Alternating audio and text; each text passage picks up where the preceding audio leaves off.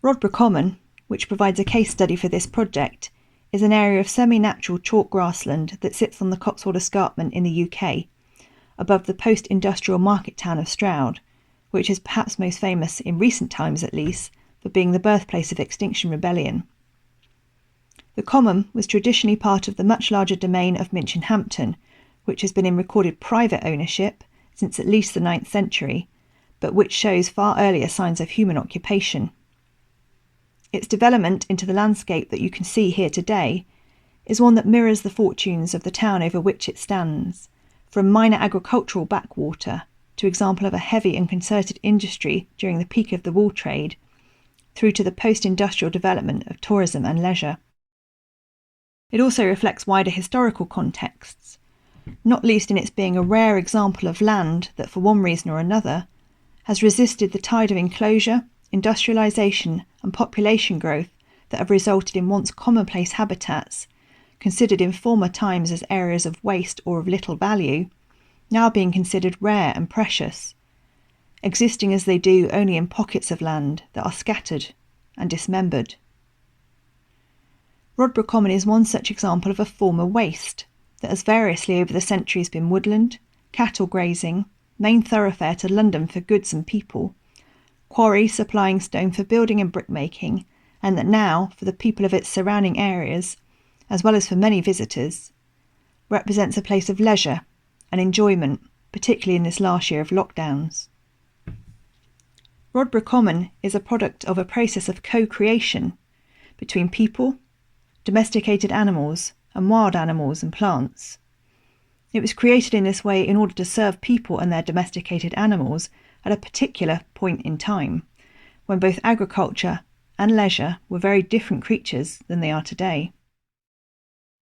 That it now occupies such an important place in both international conservation,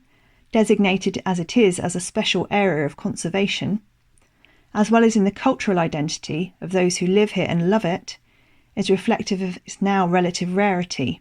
as a habitat as well as an area where we, the relatively landless, and ancestors of the former dispossessed,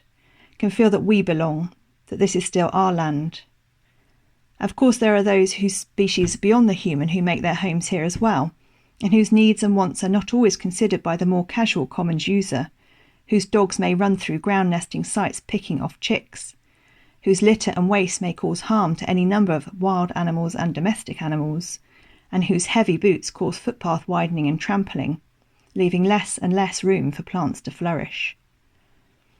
Times have changed, and preserving this landscape at the particular point in time at which its development is considered, in modern human terms at least, optimal, is an increasing challenge.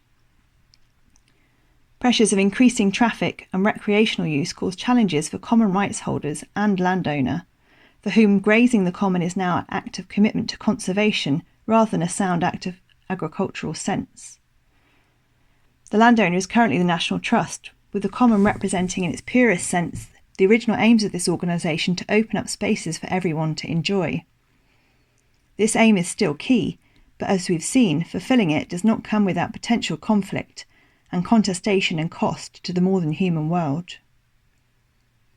This project will work across disciplines to place conservation efforts, mitigation actions and management plans within their cultural and historical contexts. To facilitate understanding of how these strategies can be implemented equitably and successfully, it will attempt to cross the boundaries between species in order to fully understand the agency of all co-creators of the physical and cultural space. Its ultimate aim, my ultimate aim, is to find new ways to promote to a wider community the traditional common rights holders' notion of good neighbourhood, and use this for the benefit of all commons users, be they human or more than human. Through an understanding of the entangled nature of this particular place, it hopes to provide lessons that can be learned and techniques that can be applied more widely to lands that find themselves under the increasing pressures of global challenges with regards to human population growth,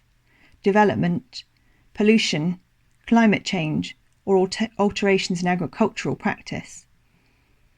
In this way, my hope is that this micro-study of a 116-hectare corner of the Cotswolds can be applied to a far wider landscape.